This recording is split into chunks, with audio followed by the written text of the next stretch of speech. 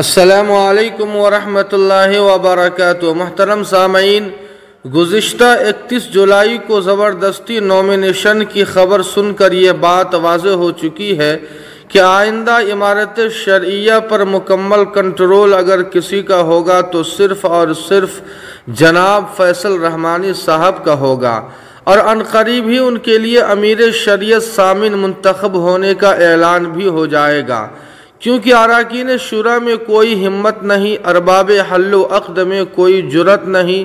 یہ لوگ محض کاغذی شعر اور صرف میڈیائی محافظ ہے۔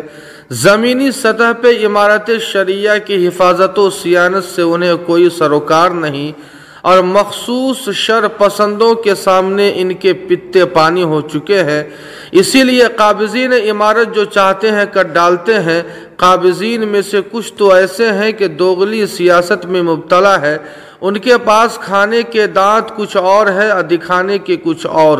وہ اپنے ڈبل چہرے سے شرافت کا نمونہ بھی پیش کر رہے ہیں اور رذالت کا سارا کھیل بھی کھیل رہے ہیں، یعنی صاف چھپتے بھی نہیں، سامنے آتے بھی نہیں، خوب پردہ ہے کہ چلمن سے لگے بیٹھے ہیں۔ پہلے آپ اس خادم امارت شرعیہ کا خط سنیے، پھر آگے ہم بڑھتے ہیں۔ بسمہ تعالی۔ آج شام تقریباً 6:30 بجے جناب فہد رحمانی صاحب اور ان کے ساتھ چند لوگ دفتر امارت شرعیہ میں نامینیشن کے کاغذات لے کر آئے تھے۔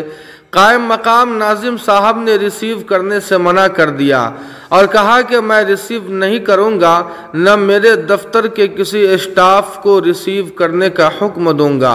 اس کے بعد وہ وہاں سے اٹھ کر چلے گئے۔ بعد میں جب میں اکیلا رہ گیا تو مجھ پر پریشر ڈال کر ریسیونگ لے لی گئی، حالانکہ دفتر نظامت کی طرف سے کاغذات ریسیو کرنے کا اختیار مجھے نہیں ہے، اس کے باوجود مجھ سے پریشر ڈال کر ریسیو کرایا گیا۔ بندہ آج ڈیوٹی پر بھی نہیں تھا۔ فقط والسلام، محمد عادل فریدی، خادم امارت شرعیہ، 31 جولائی 2021۔ سامعین، آپ نے مکمل خط سن لیا۔ اب ایسے میں کسی خیر کی توقع کیسے کی جا سکتی ہے؟ بالخصوص اراکین شورا کی سرد مہری، پست ہمتی اور بیجا مصلحت پسندی کے ہوتے ہوئے کسی طرح بھی بہتری کی امید نہیں رکھی جا سکتی۔ اسی طرح ارباب حل و عقد کا خیموں میں بڑھ جانا اور آگے بڑھ کر کوئی ایکشن نہ لینا بالیقین امارت شرعیہ کے لیے فعال نیک نہیں ہے، جبکہ 170 من پسند افراد بھی ارباب حل و عقد میں شامل کیے جا چکے ہیں۔ اگر باضابطہ انتخاب ہوتا بھی ہے تو بھی 170 نئے افراد کا ووٹ تو بالآخر پاسا پلٹ ہی دے گا۔